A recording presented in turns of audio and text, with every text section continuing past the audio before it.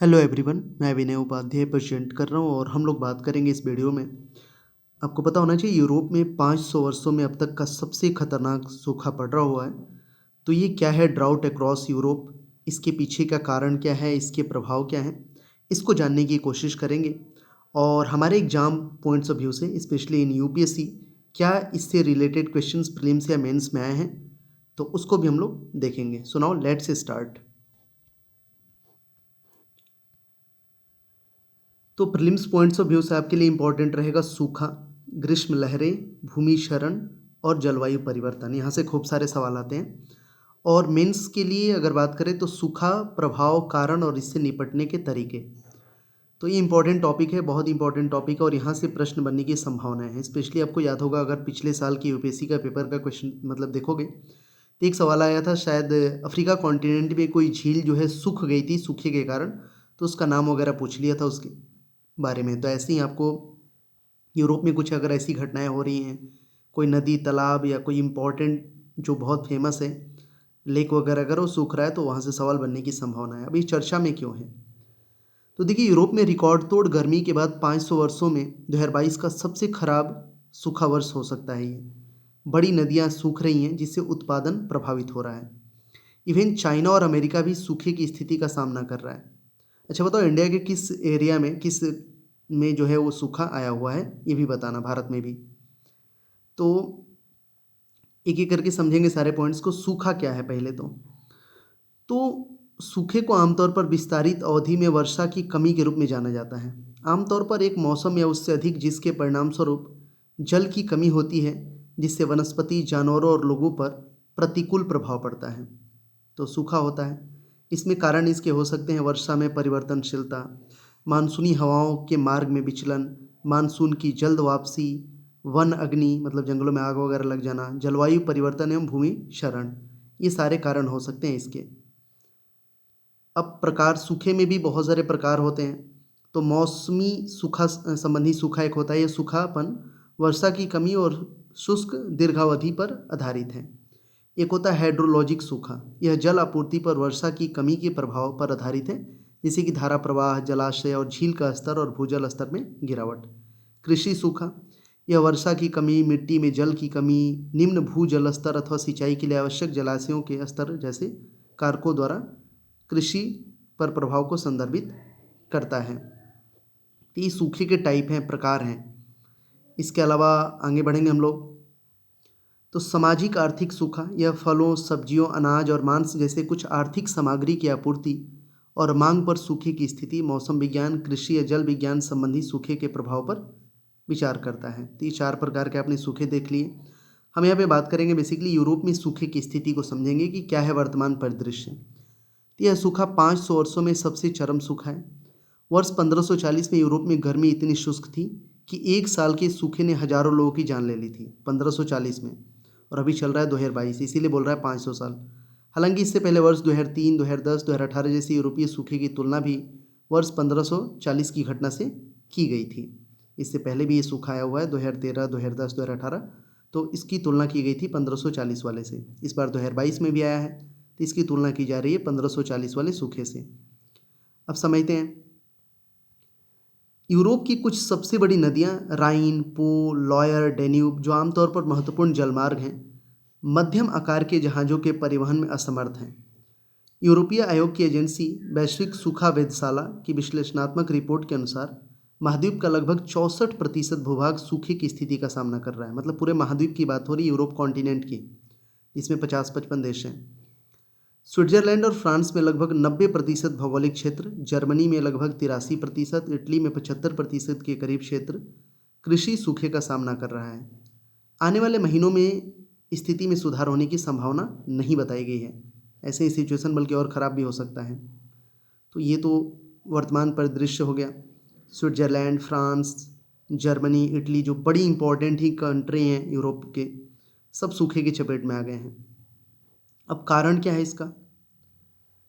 तो कारण की बात करें तो सूखे प्राकृतिक जलवायु प्रणाली का हिस्सा है और यूरोप में असामान्य नहीं है। असाधारण शुष्क मौसम सामान्य मौसम प्रतिरूप से लंबे समय तक और महत्वपूर्ण विचलन का परिणाम रहा है। ग्रीष्म लहरों के कारण कई देशों में तापमान रिकॉर्ड स्तर पर पहुंच गया है। अब असमान रूप से उच्च तापमान के कारण सतही जल और मिट्टी की नमी का वाष्पीकरण बढ़ गया है। चूंकि यह वर्ष 2018 में सूखे की घटना के मात्र 4 वर्ष के अंतराल पर घटित हो रहा है, क्योंकि 2018 में भी आया था ना, इसलिए इस सूखे की गंभीरता और बढ़ गई है।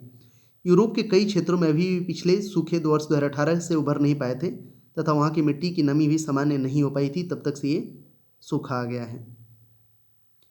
तो देख सकते हैं आप, ये कुछ इसके कारण हो गए। ग्रीष्म लहर क्या है, इसको समझते हैं। तो ग्रीष्म लहरें असामान्य रूप से उच्च तापमान की होती है, जो आमतौर पर मार्च और जून के महीनों के बीच होती है और कुछ दुर्लभ मामलों में जुलाई तक भी विस्तारित होती है। भारतीय मौसम विज्ञान विभाग जो है IMD, इसके अनुसार जब किसी स्थान का अधिकतम तापमान मैदानी इलाकों में कम से कम 40 डिग्री सेल्सियस और पहाड़ी क्षेत्रों में कम से कम 30 डिग्री सेल्सियस तक पहुंच जाता है तो उसे ग्रीष्म लहर घोषित किया जाता है। ये अकॉर्डिंग टू भारत मौसम विज्ञान विभाग है ये डेफिनेशन। अब इसका प्रभाव क्या पड़ रहा है सूखे के चलते। तो परिवहन, यूरोप विद्युत संयंत्रों के लिए कोयले व अन्य सामग्री के वहनीय परिवहन हेतु इन नदियों पर निर्भर है। कुछ हिस्सों में जल स्तर 1 मीटर से भी कम होने के कारण अधिकांश बड़े जहाज़ों के परिचालन में समस्याएं आ रही हैं। विद्युत उत्पादन, इस घटना से यूरोप में विद्युत उत्पादन प्रभावित हुआ है, जिससे यहाँ विद्युत आपूर्ति में कमी आ गई है तथा ऊर्जा की कीमतों में और वृद्धि हो गई है, जो रूस यूक्रेन युद्ध के कारण पहले से ही अधिक थी।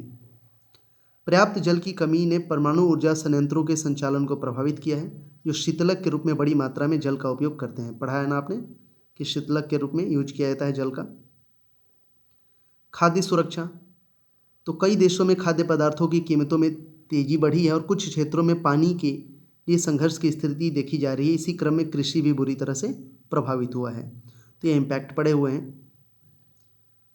अब यूरोप के बाद अमेरिका और चीन में भी सूखे की स्थिति है। पहले चीन के सूखा को समझते हैं। तो चीन के कई हिस्से गंभीर सूखे की ओर बढ़ रहे हैं, जिसे 60 वर्षों में सबसे खराब स्थिति बताया जा रहा है। देश की सबसे लंबी नदी यांगत्जे, जो लगभग 1/3 चीनी आबादी की जल आवश्यकता को पूरा करती है, कि जल स्तर में रिकॉर्ड गिरावट देखी जा रही है। देश की 2 सबसे बड़ी मीठे जल की झील प्योंगयांग और डोंगटिंग वर्ष 1951 के बाद अपने सबसे निचले स्तर पर पहुंच गई है। जल की कमी यूरोप की तरह ही समस्याओं को जन्म दे रही है। सूखे ने चीन में शरद ऋतु के अनाज उत्पादन हेतु एक गंभीर खतरा उत्पन्न किया है, जिसमें देश के वार्षिक अनाज का लगभग 75% उत्पादित होता है शरद ऋतु में, तो उस पर ये खतरा है। कुछ क्षेत्रों में विद्युत की कमी ने कारखानों पर वैश्विक आपूर्ति श्रृंखलाओं पर दबाव डालना शुरू कर दिया है। ये चीन का भी सूखा वही स्थिति है।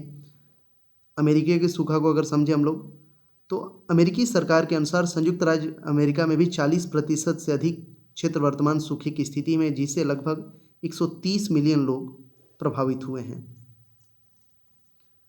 Got it. अब थोड़ा सा हम लोग समझेंगे कि भारत में सूखा घोषित होने की शर्तें क्या हैं। तो भारत में सूखे की कोई एकल कानूनी रूप से स्वीकृति परिभाषा नहीं है। जब किसी क्षेत्र को सूखा प्रभावित घोषित करने की बात आती है तो राज्य सरकार अंतिम प्राधिकरण होती है, राज्य सरकार ये फैसला लेता है। सूखे के प्रबंधन के संबंध में भारत सरकार ने 2 महत्वपूर्ण दस्तावेज प्रकाशित किए हैं।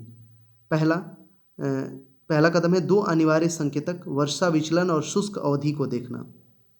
मैनुअल विचलन की सीमा के आधार पर शुष्कता की विभिन्नता स्थितियों को निर्दिष्ट करता है, जिन्हें सूखा का संकेतक माना जा सकता है या नहीं। दूसरा कदम 4 महत्वपूर्ण संकेतक, कृषि, रिमोट सेंसिंग पर आधारित, वनस्पति सूचकांक, मिट्टी की नमी और हाइड्रोलॉजी को भी देखना होता है। तो ये शर्तें हैं कुछ। अच्छा, एक मेरा सवाल रहेगा आप लोगों से, जिसका आंसर आप हमें कमेंट सेक्शन में देना, कि भारत का पहला वो कौन सा राज्य बना था जिसने कृषि को उद्योग का दर्जा दिया था। इसका आंसर आप सभी लोग कमेंट सेक्शन में करना। तो ये हम लोग समझ रहे हैं भारत में सूखा घोषित होने की शर्तें। आगे बढ़ेंगे हम लोग।